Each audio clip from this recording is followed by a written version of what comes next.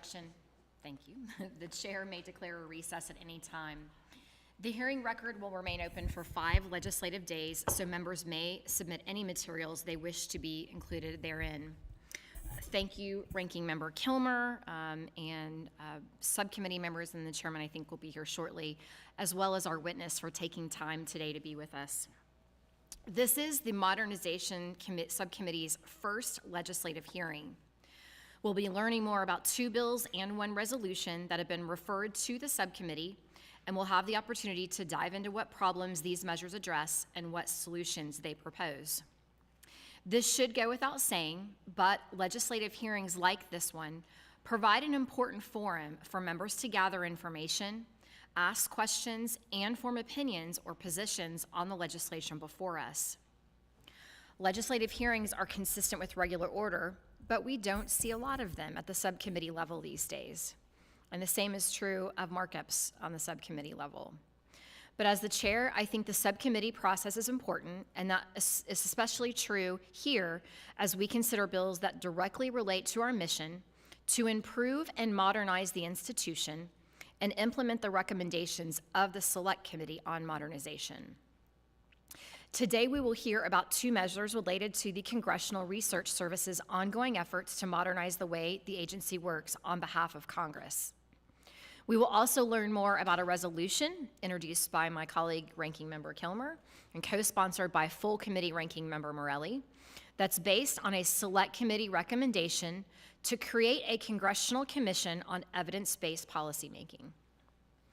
The Modernization Subcommittee held a hearing in April of last year to examine CRS's efforts to improve their processes and products in ways that reflect how today's Congress operates. It was clear then that more work was needed, but I am pleased to say that we have seen the agency take positive steps to improve culture and modernize operations. I fully recognize the work CRS analysts do to support Congress. That work is invaluable. And I'm encouraged and excited with the results recent changes have yielded, and I look forward to the continued progress and the modernization of CRS. Robert, I want to personally thank you for your leadership. And on that note, I am pleased that we are joined today by Robert Newlen, CRS's interim director, who, in addition to speaking about the 2 CRS-related bills on the agenda today, will update the subcommittee on some of the agency's ongoing efforts to improve and enhance services. Mr. Newlen will discuss the underlying problems that the 2 CRS bills address and explain how they will help strengthen the agency's mission to support Congress. I'd like to note that for all members of the subcommittee, we jointly introduced these bills as we all saw value in what they set forth to accomplish. Access to federal agency data is critical to CRS's mission to provide timely and accurate research and analysis to Congress. The agency's current statute, which hasn't been seriously modified in 50 years, needs to be updated to reflect new forms and uses of data. The Select Committee on Modernization recognized this problem and recommended enhancing support agency access to federal data. And the bill we are discussing today does just that. The Select Committee also recommended examining legislative support agency authorities more broadly to determine if they need to be updated, and this bill is certainly consistent with that goal. I will say here that our intention continues to be a larger examination of CRS's organic statute with an eye toward developing more modern authorities and congressional directives that better support CRS's work and more accurately reflect the needs of Congress today. We look forward to working with you, Mr. Newlen, your successor, and your entire team in this very important endeavor.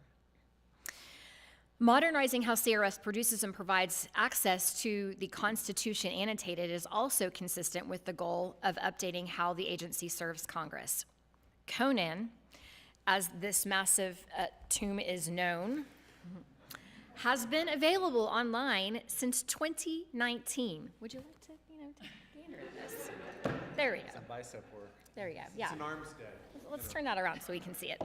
The digital version is regularly updated and has gotten millions of views since its inception. And meanwhile, producing this hardbound version is costly. According to the most recent estimates available from CRS and the GPO, The 2012 hardbound Conan cost taxpayers approximately $1 million to produce.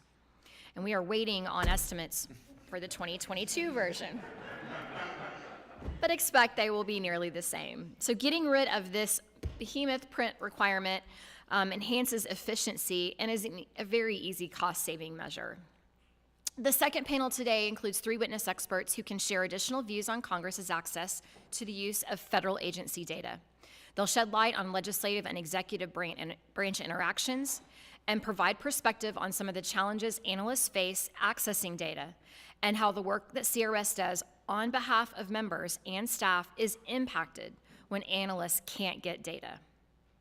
Understanding the different ways that data can inform the policymaking and oversight process is another important part of the conversation, and is considering partisan bias in data and how we ensure the data is accurate and reliable. At this time, I will now recognize the ranking member, Mr. Kilmer, for the purpose of providing an opening statement. Thanks, Madam Chair, and thanks to our colleague and the witnesses who are here at our inaugural legislative hearing on the subcommittee, so way to go.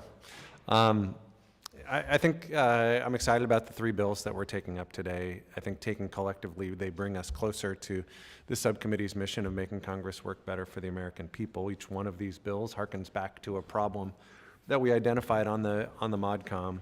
The Modernizing the Congressional Research Services Access to Data Act speaks to Recommendation 33, which states that congressional support agencies should report on challenges and potential solutions for accessing federal data.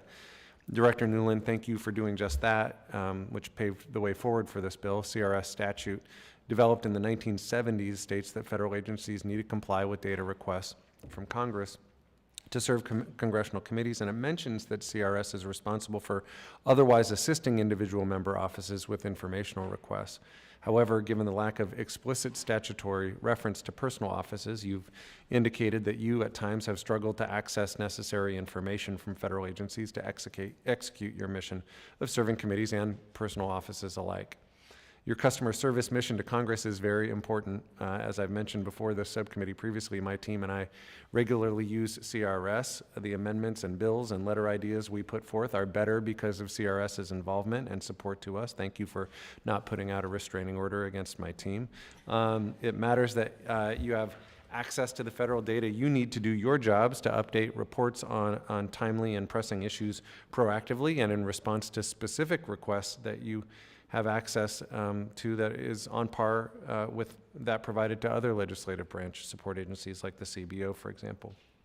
So I am a proud co-sponsor of HR 7592 to this end and look forward to hearing your testimony on that and that of the second panel. Speaking of further select committee recs that remain open and we'll touch on today, Recommendation 140 states that congressional committees, including this one, should examine support agency authorities and determine if they need to be updated. Thank you again, Director Newlen, for bringing the Conan issue to our attention in the spirit. This is about saving money. This is about making sure that there's continued access for information. The American people can receive better information online, and we can save valuable CRS staff capacity and time and taxpayer dollars. Again, proud to co-sponsor that bill as well. And then finally, want to mention the Congressional Evidence-Based Policymaking Resolution. Part of what makes this subcommittee work and what sets us apart is our commitment to looking at problems, collecting a common set of data and facts about them, and then respectfully negotiating the potential solutions and then charting a path forward. Call me an optimist, but I think that this institutions and members of both parties from every ideological persuasion could benefit from a similar approach. Simply put, though, we need sound evidence and nonpartisan facts about the pressing problems facing the American people. That would allow us to better design policies, to measure their impact, to conduct oversight, and ultimately to improve outcomes for the American people. The Select Committee on the Modernization of Congress proposed the establishment of a bipartisan, bicameral Commission on Evidence-Based Policymaking to facilitate this, which would be accomplished by this bill. This commission approach is supported by precedent as well. Former Speaker Paul Ryan and the senior senator from my home state, Patty Murray, previously led an effort to establish such a commission specific to the executive branch, which was an effort I was proud to support. That commission effort cleared the House under suspension of the rules and the Senate on unanimous consent. It was signed into law in 2016. It was signed into law by President Obama, and the recommendations that stemmed from the commission were turned into overwhelmingly bipartisan changes from the Foundations for Evidence-Based Policymaking Act, which was signed into law in 2019 by former President Trump. The problems we face as a nation are hard, but the idea that we will deliver more for our constituents and for our country with a common set of facts does not have to be hard. One of our witnesses today, Nick Hart, with the Data Foundation, was involved in those past executive branch efforts and can shed some light on how the legislative branch can get this right. So thanks again to my colleagues. Thank you to Subcommittee Chair Bice, our subcommittee colleagues, and to each of our witnesses for taking time to be here today. Look forward to your thoughts and suggestions regarding these bills, and just appreciate your partnership on this important work of trying to make Congress work better for the people we represent. And with that, I yield back. Thank you, Mr. Kilmer. And at this time, I'd like to recognize the full committee chairman, Mr. Stile, for the purpose of providing opening remarks. Thank you, Chair Bice, and thank you to the work that you and Ranking Member Kilmer are doing on the Subcommittee on Modernization. You can tell there's energy on it because we have a full room, including your daughter, Ainsley, who's here with us today, and so shout out there. Today's subcommittee's first legislative hearing, where we'll be focusing on two bills related to the Congressional Research Service and a resolution focused on the possibility of a new Congressional Commission on evidence-based policymaking. As you said, Ms. Bice, it's important that the legislative process, even at the subcommittee level, be carried out to achieve our mission, and that mission is to modernize the institution. A Congress that is modern is a Congress that can be more efficient. Two of the bills we're looking at today will help modernize CRS and support the work of Congress, making our institution more effective. We will look into a possible evidence-based congressional commission to help ensure that Congress can successfully use agency data in its policy making and oversight, and I look forward to seeing where these conversations take us today. Again, thank you to you, Subcommittee Chair Bice, Ranking Member Kilmer, for your work today, and our witnesses as well. I yield back. Thank you, Chairman Stile. We now welcome Mr. Robert Newlen, the Interim Director of the Congressional Research Service. Mr. Newlen has a 42-year career at the Library of Congress, holding leadership positions in CRS, the Law Library, and as Deputy Librarian of Congress. Mr. Newlen has also held a variety of positions in the American Library Association, which includes serving as a member of the Executive Board and Senior Trustee of the ALA Endowment. He was the recipient of the ALA Medal of Excellence in 2016 for, quote, creative leadership of high order, particularly in library management. He most recently served as the Executive Director and Director of Strategic Initiatives of the Dwight D. Opperman Foundation in Phoenix. We appreciate your service, Mr. Newlen, and we appreciate you being here with us today, and we're grateful for all of the work you've done and continue to do at CRS. A couple of housekeeping items. Please remember to press the button on the microphone in front of you so that the light is green. When you begin to speak, the timer in front of you will turn green. And as previously agreed to by the subcommittee members, you will have 7 minutes for your opening statement. After 6 minutes, the light will turn yellow. When the red light comes on, the 7 minutes has expired, and we kindly ask that you would please conclude your remarks. And at this time, Mr. Newlen, I recognize you for 7 minutes.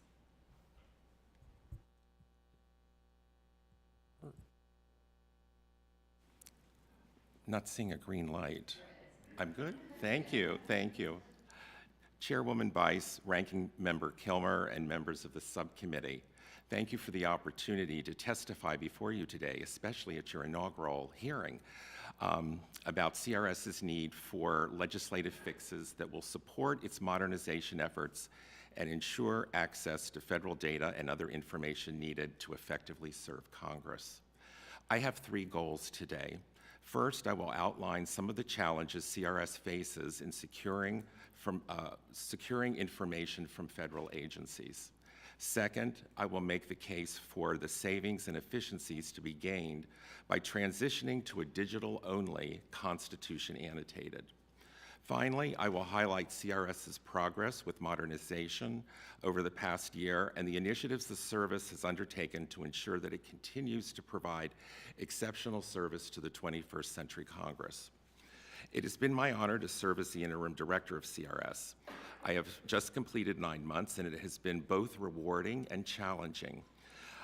There is much more to be done, but I am confident that CRS is moving in the right direction, and it will be in a good place when the new director begins several months from now. My goal has been to identify areas of CRS's operation where we can reduce costs, add value, and maximize the return on the taxpayer's investment without diminishing service to Congress. I have also closely reviewed the recommendations of the subcommittee, which have guided my activities as director, and technology has been one of our highest priorities. I feel confident that the legislative initiatives discussed today support these goals. I believe strongly in institutional stewardship, and you might think of me as a loving critic of CRS. I'm also mindful, Chairwoman Bice, of our conversation early in my tenure when we discussed the topic of return on investment for the resources invested in CRS, and that has been a guiding mantra for me, so thank you.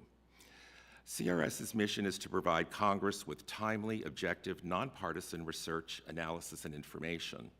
Access to the data and other information held by federal agencies is critical to CRS's ability to effectively carry out this important responsibility. Generally, CRS has been successful in securing the information that it needs. However, there have been instances when the service encountered resistance from federal agencies. Agencies have responded with directions to CRS to file Freedom of Information Act requests, required disclosure of congressional office requesting the information, and requested confidentiality assurances. In other instances, agencies have ignored or simply refused the request. This sort of agency resistance can delay CRS's response to congressional clients and impede the service's ability to inform and advise Congress utilizing the most authoritative information available. CRS's governing statute provides limited authority to enable the service to address these challenges. CRS is authorized to make information requests to federal agencies and requires those agencies to provide the requested information only when the request is, quote, authorized by a committee, unquote, and then only when CRS is acting as an agent of the committee. The limitation to CRS's work for committees leaves the service with no formal authority to acquire information it needs to support individual member offices or to conduct anticipatory research and analysis. CRS's current information access authority originates from a time when Congress operated primarily under a committee-centric structure. As legislative activity has become more dispersed, CRS's workload has expanded to include more requests from individual member offices. In fiscal year 2023, for example, CRS responded to over 57,000 requests from individual member and other congressional offices. Broader authority is required to ensure the service has access to the information needed to effectively serve all congressional users. The authority CRS is seeking would be comparable to that currently provided to our sister agencies, CBO and GAO. CRS is also requesting elimination of the statutory requirement to publish the Constitution annotated in hardbound copy. And I brought my own copy. So you'll have two. Leah, I don't. Currently, the Librarian of Congress is directed by statute to print a decennial revised edition of Conan after every 10th term of the Supreme Court, and cumulative pocket part supplements every 2 years in between the decennial edition. The costs of printing these copies are significant to both CRS and the Government Publishing Office. Production costs for the 2012 version of Conan, as you mentioned earlier, Chairwoman Bice, totaled nearly $1 million, primarily in GPO. As you know, CRS, in collaboration with the Law Library of Congress and the Library's Office of the Chief Information Officer, launched a new website for Conan in 2019. The site features a search capability and hundreds of pages of constitutional analysis and content prepared by CRS's legal staff. The website has been overwhelmingly successful since its launch, and it's received over 50 million views. Given the success of the Conan site, CRS has requested amendment of Conan's authorizing statute to require its preparation in digital form only. Transition to a digital-only constitution annotated would provide significant savings in time, labor, and taxpayer dollars, and permit CRS to better deploy its resources toward the production of content for future enhancements of the website. Modernization initiatives, since I have just a short amount of time, I'm going to go through those. We've been very actively pursuing interactive graphics, infographics, and story map prototypes. We're exploring many projects with artificial intelligence applications. I'd be happy to tell you more about those. We are working to strengthen our data and analytics capabilities.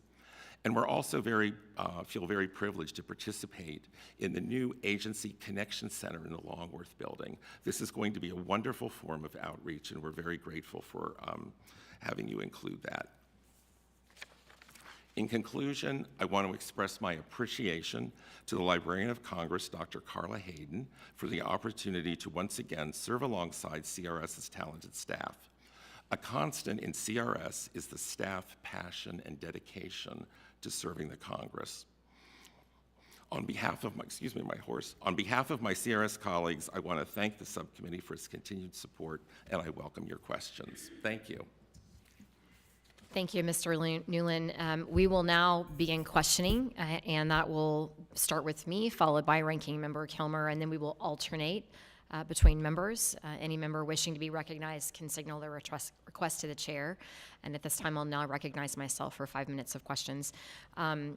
Newlen, CRS has sought expanded access to agency data at least since the 112th Congress, as we can best tell, when legislation was last introduced to try to address this issue.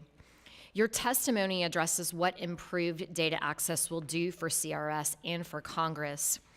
Can you give a little bit of color to what CRS will not do with expanded access to this authority?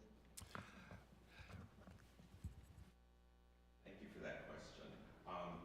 We're very mindful of several things. First, security of the data and transfer of the data within the agency. We've been working with our chief information officers here today to ensure that the data meets all the security standards of the Library of Congress, which are extremely stringent. As always, we will maintain that data in a confidential manner.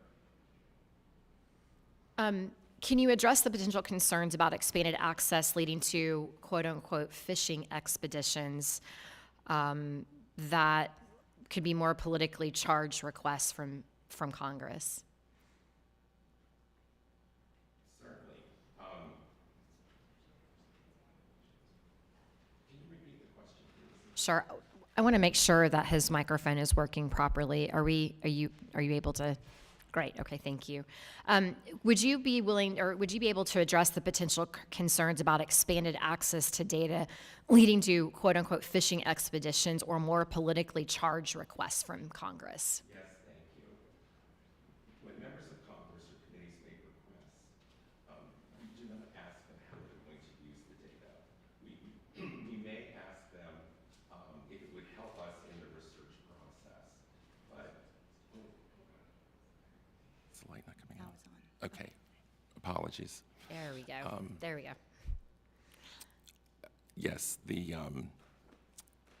You said you were going to allow them to request the data without Yes. asking them what the data would be used for? and if we think it's important to know, then we'll ask for the research process. But generally that isn't necessary.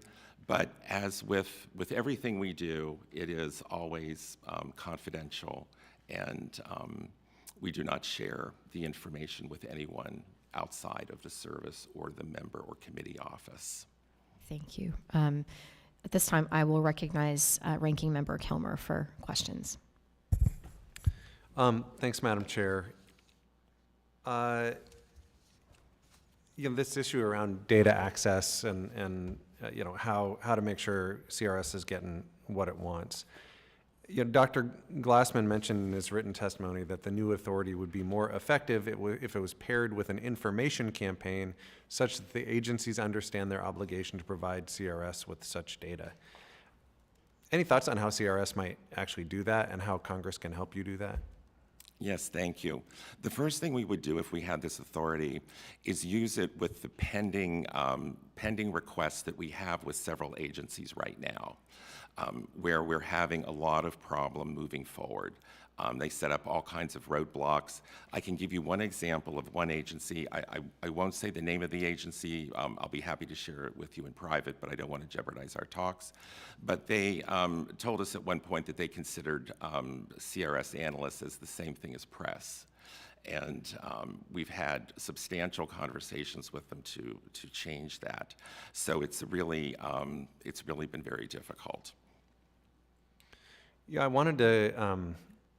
I think we can only just look at this, and it kind of makes the case for the bill. But I think oftentimes, when something gets put on a site, it's only as valuable as its ease of search and the ability to navigate, and if it's visually interesting and if it's accurate.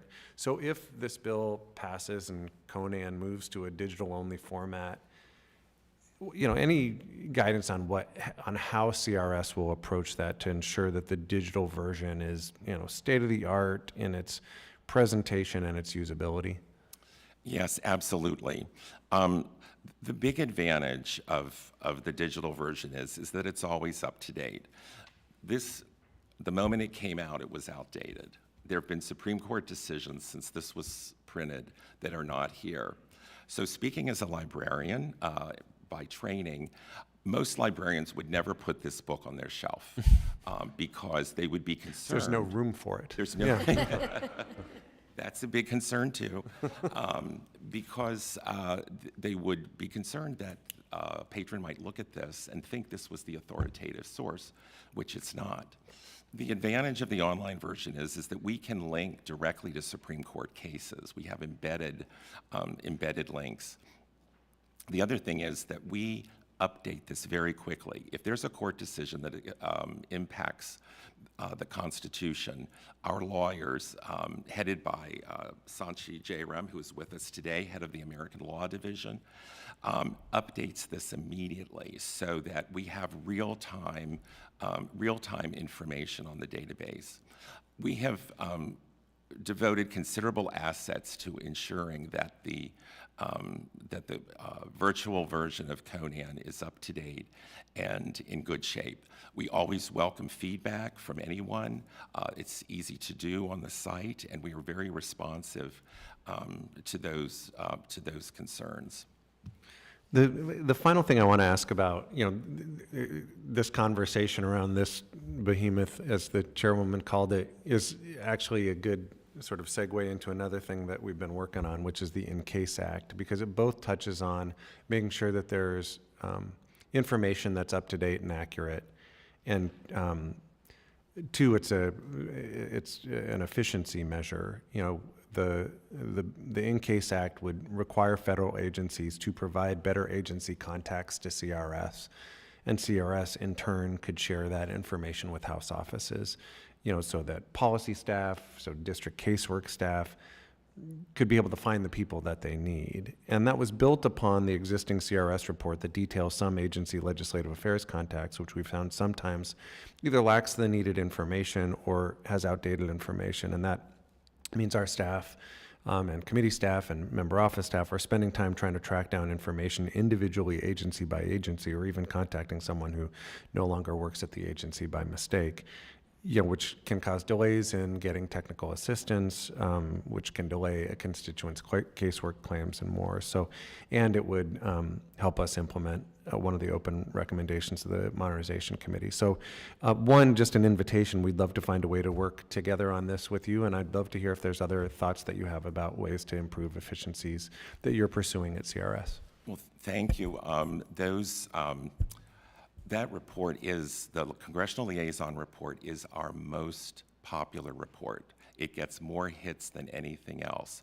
So I think that you're right on target, Mr. Kilmer, because there's a huge interest in that, and we would welcome the opportunity to explore how we might do that. We've done some preliminary thinking about it in terms of the resources that would be necessary and what the governance structure would be of it. So we welcome the opportunity to sit down with you and your staff and see how we can improve on that access to that kind of information. Thank you. Thanks, Madam Chair. I yield back. Thank you, Ranking Member. And at this time, I recognize the Chair of the full committee, Mr. Stile. Thank you, Chair Bice. I have two questions I want to dive into. One, I would love you just to comment briefly about how the requests that come from members and staff to CRS have changed over the past 20 to 30 years. Certainly. Well, with the advances in technology, the first thing that I would observe is that we no longer have those kind of simple reference questions, population, addresses, that kind of thing. People are finding that themselves with Google and other tools. What we're experiencing is that the questions are harder, and it takes sometimes longer to answer the kinds of really detailed reference questions that members have. One thing that has been a constant is the continued interest in analysis and providing options to the Congress concerning legislation. That's something that has been kind of a constant throughout the history of CRS, and something that we devote a lot of resources to ensuring that we have the right analysts in place, which is not always easy. But at the present moment, we have a number of positions that are outstanding in our resources, science, and industry section, and we look forward to filling those in the near future. Thank you. Let me jump then to the second point. We talked a lot about getting the data and data access to you. The second side of that, I think, is Ranking Member Kilmer was referencing, is how do we utilize the data? How do we present it? Can you walk through just a little bit about how CRS is positioned to take advantage of the data if it arises? I'm thinking about data dashboards, presentation aspects, training, visualization, other aspects that you've spent time on, or other tools that you may need in that regard. Absolutely. Well, one of the studies that gave us really, really good direction was a RAND study done several years ago. And it suggested that we start looking at newer analytic methods, which we are doing, and also looking at cloud-based solutions, which of course are very expensive right now, but that was one of the recommendations. The other one was to apply newer data science methods, and we have begun that process. We have some of the, I would say, good staff that know how to manage that data, but we also have a request outstanding at the moment in a NEPR for about $3 million to continue that effort so that we have the ability to manage big data. Thank you very much. I appreciate the work you're doing over at CRS. It's a spectacular resource, and I appreciate the work you, Chair Bice and Ranking Member Kilmer, are doing as we look to continue to enhance the work and modernize it. I'll yield back. Thank you, Mr. Chairman. At this time, I recognize Mr. Carey for 5 minutes for questions. Well, thank you for being here today. I'd like to focus a little bit on AI, if that's all right. Yes. So CRS's modernization initiatives as it relates to AI, can you tell us more about the working group and particularly the work in exploring how AI might be used to expedite bill summary process? Yes, absolutely. We're very excited about artificial intelligence, but like everyone, we're moving cautiously to ensure that any information that we get from AI meets all of our standards of nonpartisanship, authoritativeness.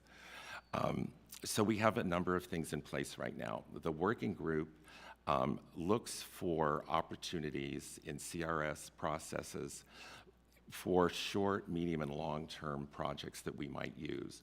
We also coordinate very closely with the library's Office of CIO with their AI working group. So right now, we have dipped our toe in the water. And one of the things that we're very excited about is a process that we're looking at right now to develop 5 models that would help us with bill summaries. We have a huge backlog of bill summaries and analysis for Congress.gov. So we think there's potential for AI to help us with those summaries. So we are exploring these 5 models as we speak. We have a whole set of criteria that have to be met. And our hope is that we can implement this soon so that our staff can spend more time on the analysis, which is the really hard work, and less time on the summaries. But at the same time, we have to be absolutely assured that information is of very high quality. You may be familiar with the effort that Politico did recently with AI, and we actually took some of the examples just to kind of see if they were accurate, and they did not pass the test. So this is a good caution for us to ensure that we always have the best data available. Well, I mean, it's definitely something that, I think it's finding its way into members' offices and with the staff. But so another question, how is CRS making members and their staff aware of its new visually based products? We're doing several things. At the present time, we are doing new work on our CRS website for members and staff. And we've been doing some development. I decided that we needed to take kind of a harder look at this, do some more consultation, and one of the things that we want to feature prominently are infographics, interactive graphics, and storybook maps. So that's going to be one of the primary ways. We also have a number of outreach efforts that we do through our divisions to client bases. They send out weekly information about new reports that CRS is doing in areas that they're interested in, and we feature those topics or feature those kinds of products with infographics. But one thing that would be helpful to us is we would like your help as well. If there's any kind of forum where CRS can be to talk about our services, to talk about the kind of innovative products that we're offering Congress, we would be very, very grateful. And I would add to that, I came in a special election. Now, I'm former staff. I was the staff, and then, I hate to say when I was the staff, but a long time ago. The thing that the services that you provide are remarkable. And, we've have a number of members that have left, and we've got a bunch of new members that are going to be coming in as, special elections. And so, however we can work with your offices, because, the thing about when you come in as a special election, all your staff you don't have any staff, Right. And but as you start getting those team members that come in and join your team, it would be great to work with your office to make sure they're well aware of the services and the things that you provide. So Absolutely, and we would be very happy to work with your office to give you a really in-depth orientation as we would give any new member. I'm more concerned about the ones that are coming in the future, because I know we've talked about this. I know the chairwoman and I have about orientation, and when you're in a special election, you don't have that. It's just like, here's your hat and what's your hurry, right? So as we bring these new members in, I would like very much to make sure they coordinate with you. So. Well, this is something at the front of our priorities right now, and that is the new member seminar that we work with the committee. As soon as the new members are inducted, we take them to Williamsburg, Virginia, and have 3 days of policy seminars, discussions about legislative process and procedure, budget process. It provides an opportunity for members to get to know CRS staff and their capacity, and there's no one else present for distractions, no staff, no press. It's a very, very good program. I'd be remiss if I did not ask this question. Yeah. But what other areas that you guys are doing? I know you've done a lot with AI, you've done a lot with the visually, but in terms of cost savings as it relates to your organization, improved efficiency, what are some of the things that you're doing with CRS? Well, thank you for asking that question, and I did not answer Mr. Kilmer's question very thoroughly, so I'm glad that you've posed it. So when I started at CRS, I had 13 focus groups within the span of 5 weeks, where I met with staff in an informal situation and this is the question I posed to them: what is it that I can do in the short time that I'm here to help you better serve the Congress? And they came through with a lot of different ideas. For those that didn't want to participate in a forum, I encouraged them to send emails, and I got 400. So I took all of that information and started looking at what are low-hanging fruits in terms of efficiencies that we can get. And I'll give you a couple examples. So the staff were using a Zoom account, which, our bread and butter is consultations with members and staff, whether it's in person or virtually. So they unfortunately had the lowest priority Zoom account. So at 40 minutes, it would cut off. They'd have to go back. Well, you can imagine the embarrassment if you're doing this with a member of Congress. So within a week, thanks to our the library's technology office, everybody in the service has a Zoom that needs one, has a Zoom Pro account. The other thing that I discovered was actually two other things. Because we have so many deadlines, and one of our hallmarks is responsiveness, there was a lot of concern about IT support in our divisions and offices, and frustration with getting things resolved very quickly. And everything we do is deadline driven. So, if your printer isn't working, your software isn't working, we use all kinds of different software throughout the service depending on the policy need. So we did a pilot where we embedded technicians in the service unit and the offices.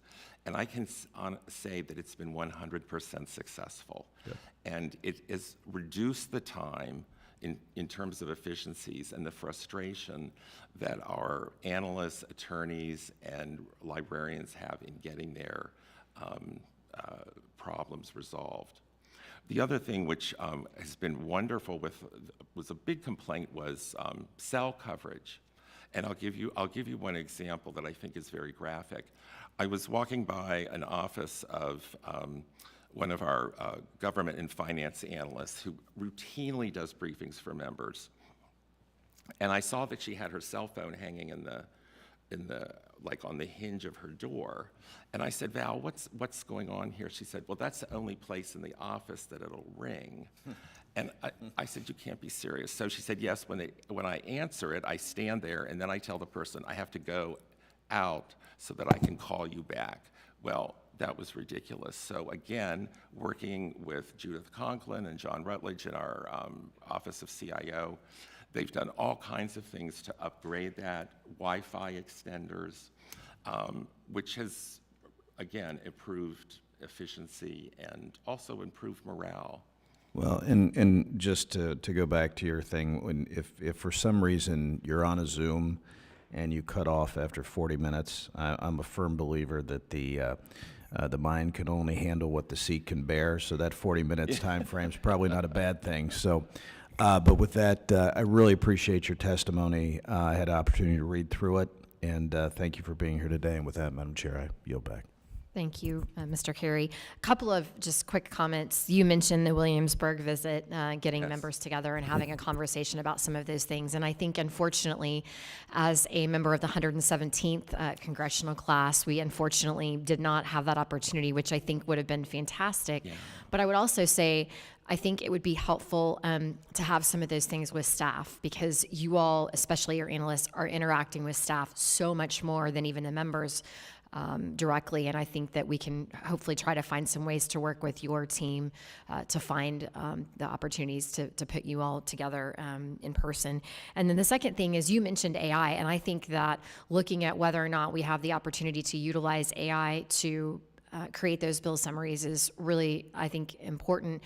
I also agree with you that caution has to be had, though, because if you were participating or listened to the hearing yesterday, which was really about AI and the legislative process, there was a lot of conversation around inaccurate information being presented. And I think that I look at it as sort of a garbage in, garbage out, right? Whatever you put into that AI platform, if it's not, sort of vetted and thorough, then it's going to come out incorrect. And the human oversight of that, not only on the front end, but also as the product is produced, is going to be really important. So I appreciate you sort of recognizing those pitfalls that have the potential to be problematic for you all.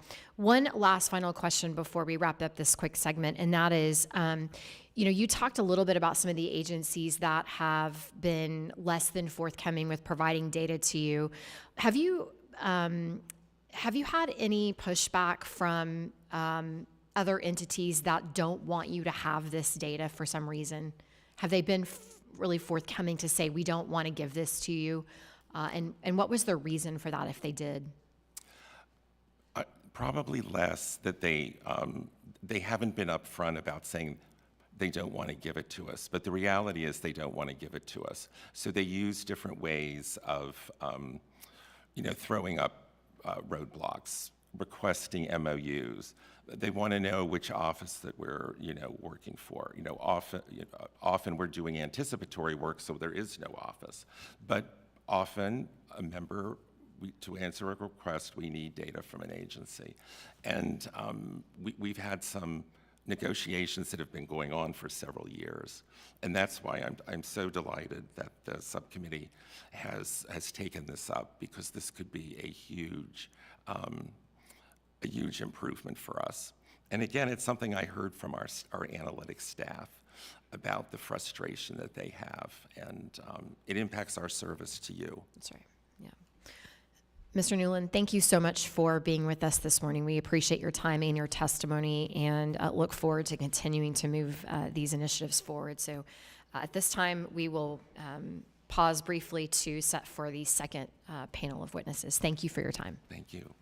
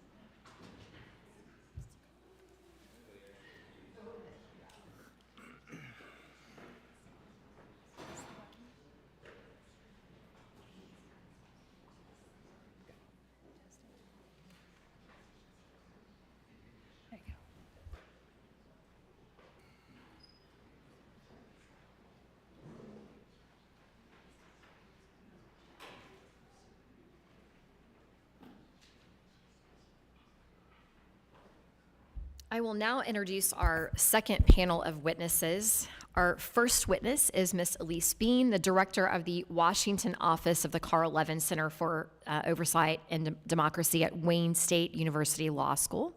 Ms. Bean worked as an investigator for Senator Carl Levin for 30 years, including 15 years at the U.S. Senate Permanent Subcommittee on Investigations as staff director and chief counsel. After leaving the Senate, she helped establish the Levin Center and now works to help legislators and staff conduct oversight investigations. Next, we welcome Dr. Matthew Glasman, a senior fellow at the Government Affairs Institute at Georgetown University. Prior to joining GAI, Matt spent 10 years on Capitol Hill at the Congressional Research Service, including 2 years as a detailee to the Legislative Branch Subcommittee on the House Committee on Appropriations. And our final witness is Dr. Nicholas Hart, President and CEO of Data Foundation. Previously, Dr. Hart served as the director of the Bipartisan Policy Center's Evidence Project, building on his work as Policy and Research Director for the U.S. Commission on Evidence-Based Policymaking. Thank you to our second panel of witnesses for being with us this afternoon. Please remember to press the button on the microphone in front of you so the light comes on, and when you begin speaking, you'll have 5 minutes. After 4, the light will turn yellow, and when the red light comes on, your 5 minutes have expired, and we would kindly ask that you please wrap up your comments. And at this time, I am delighted to recognize Ms. Bean for 5 minutes. Subcommittee Chair Bice, Ranking Member Kilmer, and the subcommittee members, thank you for this opportunity to support the subcommittee's efforts to modernize and strengthen the Congressional Research Service, especially because CRS strongly supports congressional oversight. As you mentioned, I represent the Carl Levin Center for Oversight and Democracy, which is part of Wayne State University Law School in Detroit. Senator Levin used to say, good government requires good oversight. He also appreciated the fact that the Supreme Court has long recognized Congress's need for information to carry out its constitutional duties. Nearly 100 years ago, in an 8-0 opinion upholding a congressional subpoena seeking information related to the Attorney General, the Supreme Court wrote, quote, "The power of inquiry, which with process to enforce it, is an essential and appropriate auxiliary to the legislative function. A legislative body cannot legislate wisely or effectively in the absence of information," end quote. The Supreme Court recently explicitly reaffirmed those principles in 2020 in the Mazars case. Investigating facts, what happened and why, and analyzing complex problems are at the heart of congressional oversight. They're critical to Congress's work to enact effective legislation, allocate federal funds, inform the public about what its government is doing, and act as a check on the executive branch. 60 years ago, the Supreme Court held that, quote, "It is unquestionably the duty of all citizens to cooperate with the Congress in its efforts to obtain facts needed for intelligent legislative action," end quote.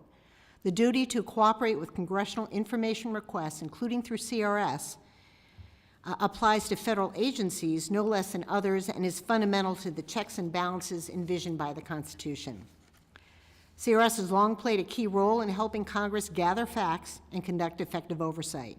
CRS employs hundreds of experts whose sole responsibility is to answer questions and provide research requested by Congress.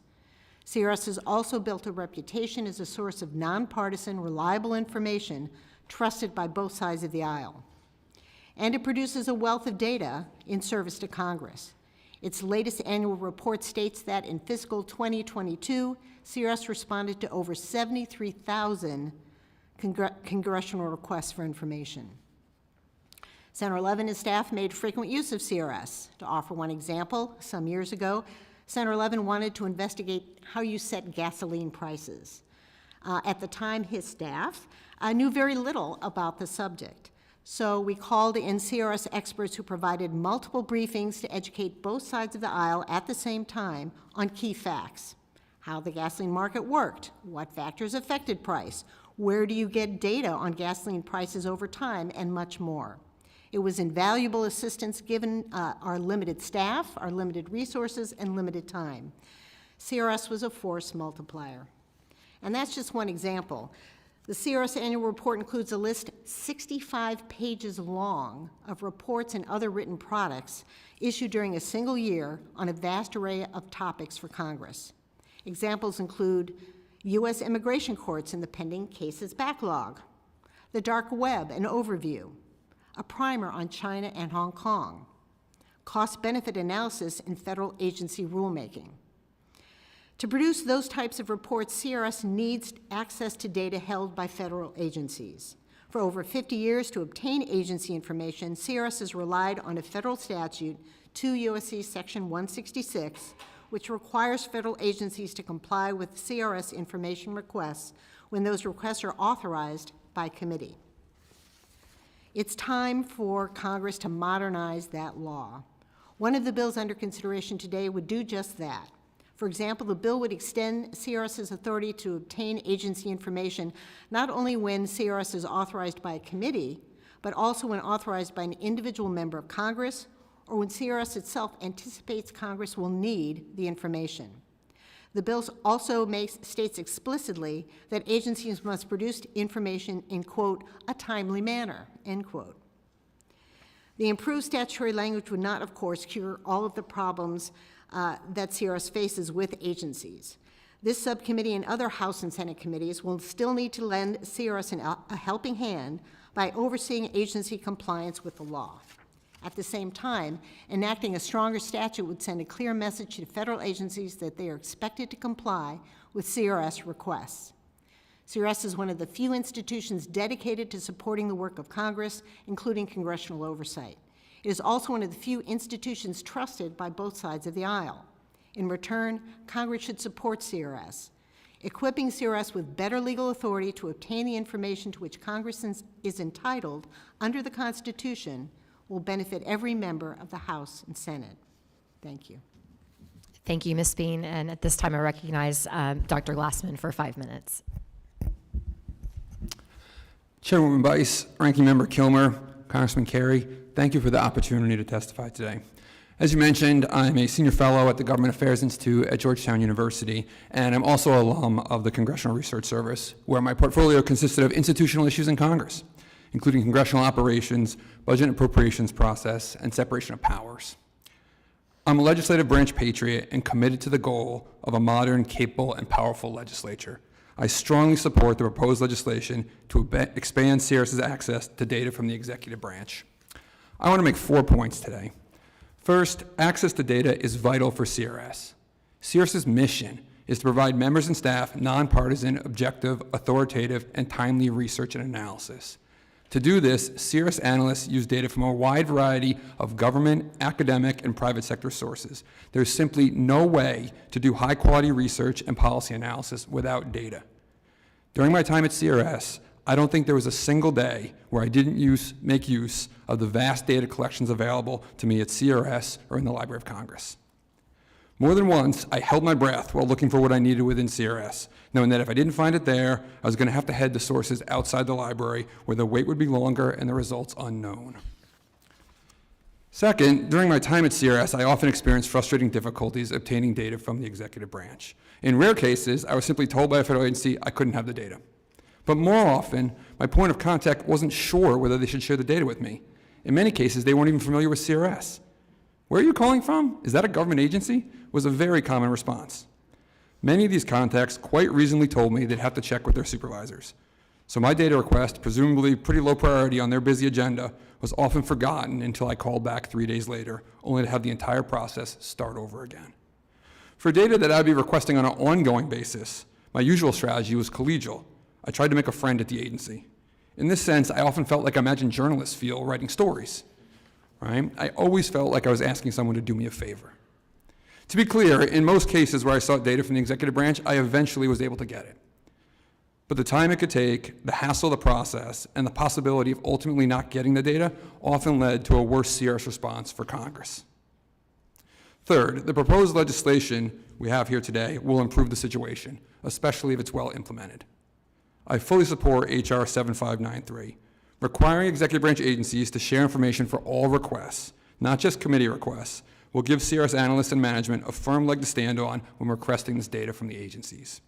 For high-profile data requests that management gets involved in negotiating, the new authority will be extremely helpful on its own. And it'll be great for CRS analysts to be able to politely point to statutory language in emails and phone calls requesting data. That said, I don't believe the statutory authority alone will fully solve the problem. As noted earlier, the stumbling block for me was often timeliness. due to agency unfamiliarity with or uncertainty about their obligations. Consequently, for many analyst to agency simple data requests, the new authority will be most effective if it's paired with an information campaign, perhaps starting with the ledger affairs shops at the agencies, such that the agencies understand their updated obligations to provide CRS with data. Finally, the need for these data access authorities should be seen as a first step towards broader statutory reform for CRS. The CRS Organic Statute was last substantially revised in 1970. The reforms under consideration today suggest the entire statute could use a review. Congress has changed significantly in the last 50 years. Two quick examples. First, in 1970, policymaking was strongly centered in the committee system, controlled by powerful old bull chairs and built on top of a strict seniority system. In that atmosphere, it was natural to organize a support agency like CRS around the committees. Times have changed. The relative power of the committees has weakened, and policymaking roles have expanded far outside the committee system. CRS requests for analysis now routinely come from all corners of the Hill: member offices, leadership, CMOs, even informal working groups. Second, technology. The 1970 Act could not have foreseen the explosion of digital information and communications available to members and staff, all on computers carried in their pockets. This has made some of CRS's statutory missions seem plain anachronistic, such as providing committees at the beginning of Congress with lists of policy areas they might want to study, while also in some ways making CRS seem more distant from the Hill, as emails and PDF reports have replaced face-to-face briefings and physical information delivery. Updating the CRS statute to adjust to these realities would better focus the mission of the service and allow it to better serve the members. Thanks for having me here today, and I look forward to your questions. Thank you, Dr. Glassman. And finally, Dr. Hart, you are recognized for 5 minutes for opening statement. Thank you. As someone who spent most of their career in the executive branch, I'm happy to say I know what CRS is. So thank you for the invitation to join today's hearing. As you noted, I lead the Data Foundation, which is a nonpartisan national nonprofit that works to improve government, business, and society through open data and evidence-informed policy. And I'm really pleased to be here to share perspectives about the use of data and evidence to support Congress. I get to zoom out a bit. Because Congress needs data, it's actively using evidence and really always has. As the world, country, and Congress change, Congress really needs to review as an institution whether it's actually receiving the right kinds of data and evidence to support effective oversight and decision-making. Importantly, our value systems are actually part of how each of you as members represent the values in our democratic republic, and that's actually vital to decision-making and our success as a country.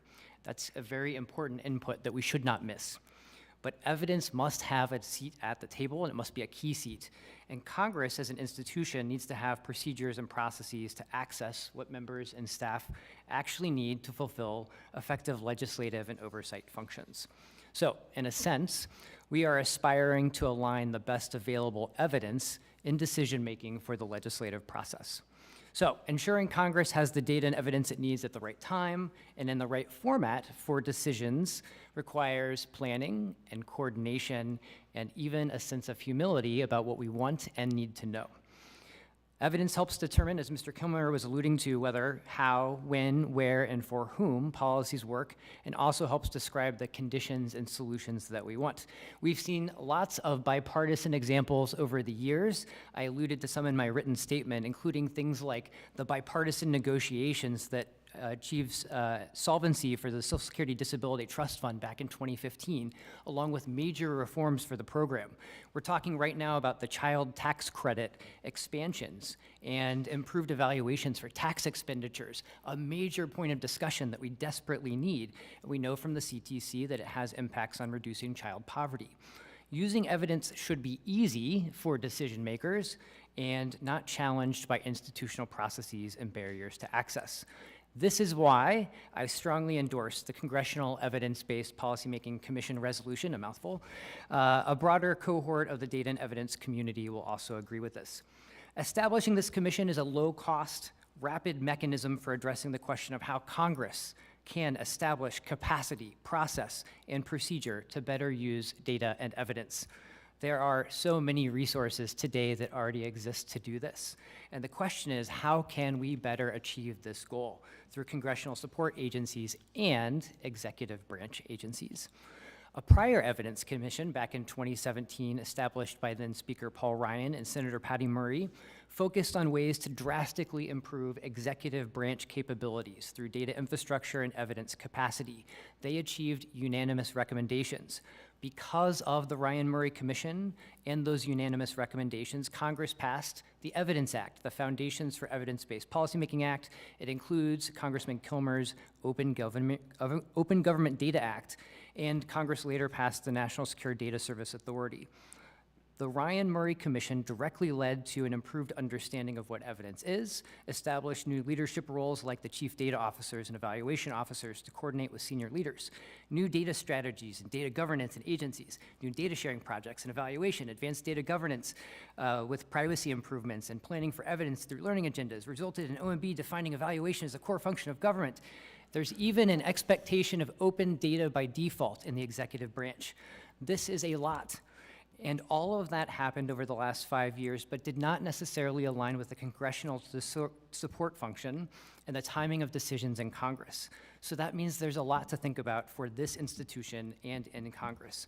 Congress still needs to think about its capacity and what infrastructure it needs, noting the 50-year-old design and gaps that currently exist. Should Congress have a CDO, like it mandated for executive branch agencies? How do we think about CRS data access, noting that the executive branch is building out a standard access portal for data access? How do we think about engagement and transparency? There are so many other issues that a congressionally focused commission can think about.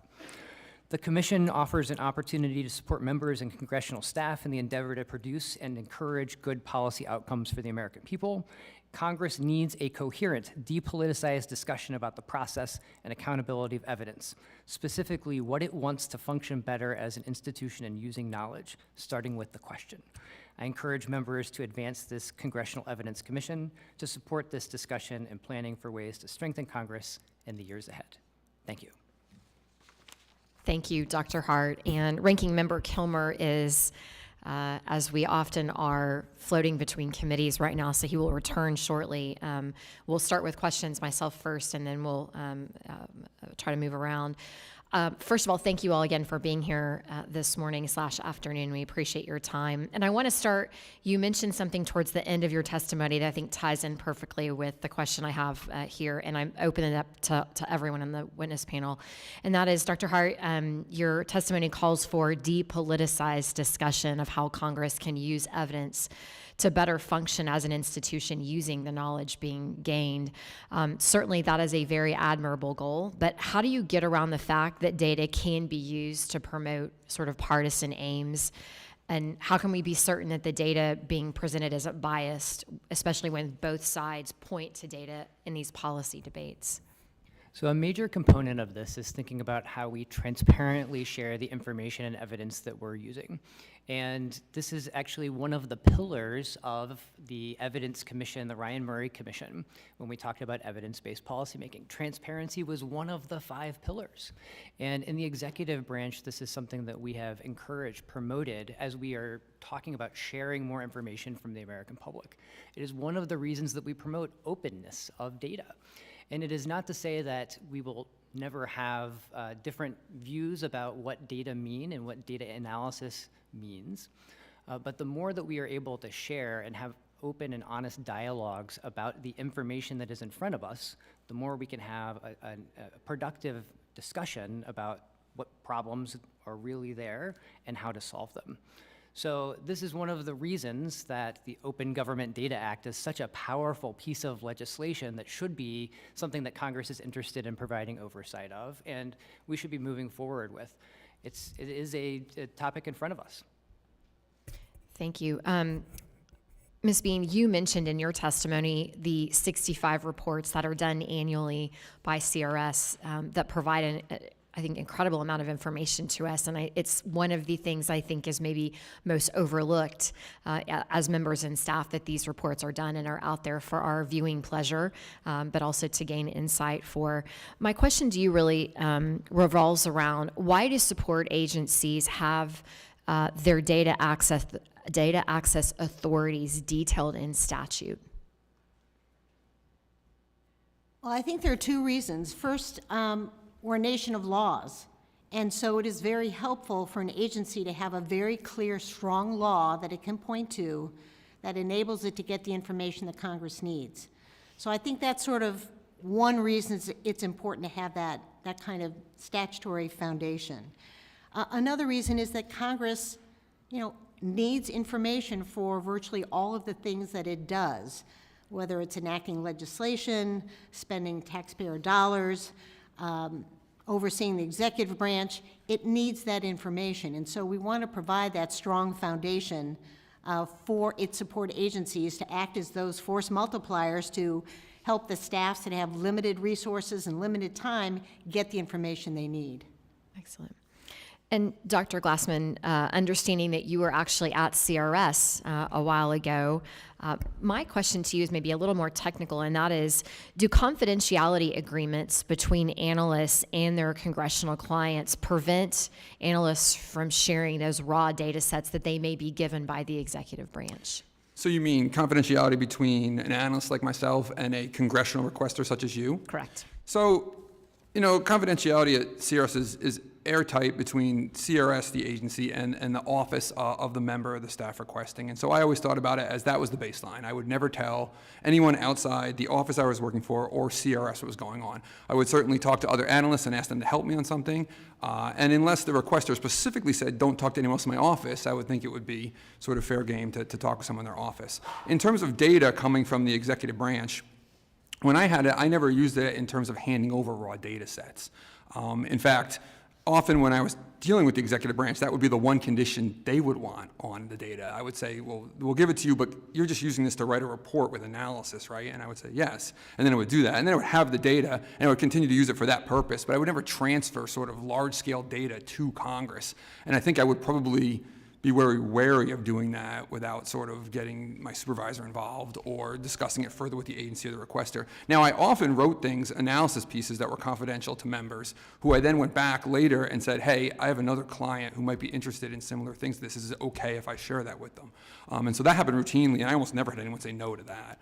So I would think that would be how I would handle these sort of data things. But, I think it's understandable if you're taking massive raw data sets from the executive branch agencies that they're going to be concerned about this, and I think I would be too. And I think for many looking at this issue, they want to make sure that that information may not be shared specifically or directly with either members or staff, but still the information that's provided there within is given to you all, and then you all can sort of translate that, put it into those papers, and provide us the data that we're asking for. So. Yeah, perfect. Thank you for that. Since Mr. Kilmer has not returned yet, I'm going to move over to Mr. Carey for 5 minutes of questioning. Well, and I appreciate that, Chairwoman. One of the things that it's interesting is being former staff, and Ms. Bean, you worked for Senator Levin for a number of years, 30 years? See, that's where AI should do a better job when they ask the questions, because they said decades of experience. I wouldn't have gone there, but I just, as somebody who watched his career, everybody knows about his service on the Armed Service Committee and all the things that he did, but truly was a champion for pensions and health care for retirees, a rare gift these days. So.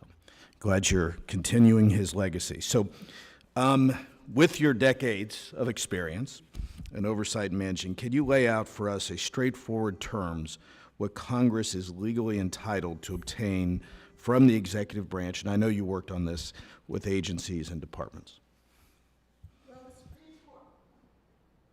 the Supreme Court has been very clear that as long as Congress has a legislative purpose, Congress has broad authority to obtain information. The Supreme Court first affirmed Congress's authority to conduct oversight of the executive branch nearly 100 years ago in McGrain versus Doherty, and it reaffirmed that authority in 2020 in the Mazars case. And so here's some direct quotes from the Supreme Court in Mazars. Quote, congressional power to obtain information is broad and indispensable, end quote. Quote, it is the proper duty of a representative body to look diligently into every affair of government, end quote. quote, "Unless Congress have and use every means of acquainting itself with the acts and disposition of the administrative agents of the government, the country must be helpless to learn how it is being served," end quote.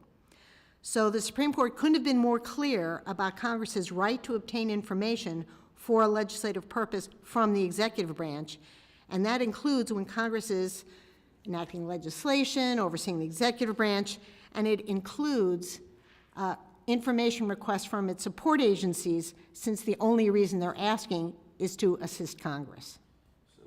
Let me go into that. Given the reality of the executive legislative relations, do you think that changing CRS's statute would make a difference? I do. I mentioned before that we're a nation of laws, and one of the first things executive branch agencies like to know is, well, what's your legislative authority? What's your statutory authority? And so having that strong, clear statute would make a difference. A strong Congress needs a strong CRS operating under strong statutory authority. I can't remember whether it was you, Dr. Glassman, or Dr. Hart, in reading your bios. I know we have a very educated body that we're asking questions to. But what is it that we can do as members of Congress that can help to help CRS help the agencies understand the role of CRS? Because that's, you get young staff that comes in. And whether it's, here in the Capitol or whether it's in an agency, and they just don't really understand the role. What could we be doing? I'm going to go to you, Dr. Glassman. What could we do better as a Congress to make sure the agencies know your role? Sure. I think, one of the biggest frustrations I would have, that I would often have with staffers when we were both working on something together, was that the agencies didn't see CRS as an extension of, say, committee staff, right? And making sure the agencies knew that when CRS was requesting something, it was no different than if a committee staffer was requesting something. At least bringing it up on that plane would be extremely helpful. And in part because, there were a fair amount of times I would have requests where I'd be working with a committee staffer, and the reason I was requesting the data is because they wanted to remain anonymous. And they didn't want the agency to know that this committee was looking at this or that they were looking at this. And I would go to the agency and they would sort of just, not answer my thing. And I go back to the staffer and be like, "Can you call?" And they'd be, they put their head, they throw their hands up in the air because that was exactly what they didn't want to do. And so making sure that the agencies know that CRS should be treated as the equivalent of committee staff when they're dealing with legislative shops or when they're dealing with program managers would be great. I can imagine writing lines in committee reports and appropriations bills, just reminding them of that, right, when they get their funding.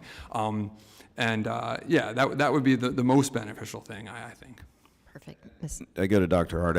Same type of question. What do you think that we could be doing a better job of as members of Congress to make sure the agencies understand the role of CRS? So I think there's a lot, actually, that sort of fits in this conversation about the access of CRS to executive branch data, including some very important privacy discourse. So CRS does not necessarily need unfettered access to executive branch information. So for example, the Census Bureau collects a lot of information from the American public that we place very important privacy protections on. We're not necessarily talking about CRS getting access to the confidential records of the Census Bureau. We're having a conversation about aggregate information, I think, is largely what CRS is looking for in ensuring that aggregated administrative records. So I think there's an important starting point that CRS is going to need to understand about what it actually needs. Then there's a second level of this about the executive branch has an expectation of transparency in communicating when it's using data. CRS doesn't have that same expectation. You're just talking a little bit about a veil of secrecy, in a sense, between the communications that CRS has with members. However, when we talk about evidence production in the executive branch, we're often encouraging transparency. I think we're going to have to reconcile that. Congress actually told the executive branch agencies to have more transparency as it's producing evidence. That to me seems like a bit of a conflict. So I think if CRS is going to have this legislation move forward, that communication, maybe this is part of the information campaign that you're describing, we'll have to figure that out. Thank you. Listen, I thank the witnesses, and I thank the chairwoman for being indulgent with her time, and with that, I yield back. Thank you, Mr. Carey. And at this time, I recognize Ranking Member Kilmer. Thanks, Madam Chair. First, I want to speak in support of the committee deconfliction tool, which my clone did not arrive at work today. Second. So first, I wanted to ask Dr. Hart, for folks who maybe are less familiar with the history of the U.S. Commission on Evidence-Based Policymaking and the work it did, just hoping you'd share a little bit about the nuts and bolts of how the commission was staffed, how its agenda was set, what it did on a day-to-day basis. Assuming the work was driven by trying to arrive at a set of recommendations, were there predetermined categories or areas of jurisdiction that the commission used as guideposts? Were there competing priorities, and how were those resolved? So the Evidence Commission from Ryan and Murray had about 18 months to do its work. It was a very fast timeline and was charged with essentially studying the whole of government, the whole of the executive branch. And its initial charge was to answer a question about whether there should be a clearinghouse for data in the executive branch. That was a pretty wicked question, in essence. The answer was very quickly no, by the way. It had a staff of 10, so it was not a large staff, largely came from executive branch agencies, and 15 politically appointed members, 5 of which were appointed for their expertise in privacy, which was very important in the final recommendation formulation. So in addition to the focus on that data clearinghouse question, it had priorities that were very specifically around data access, the theme of much of the conversation around CRS, privacy protections, and the capacity of the executive branch to actually do this work. So all of the recommendations from that Ryan Murray Commission essentially focused on those priorities.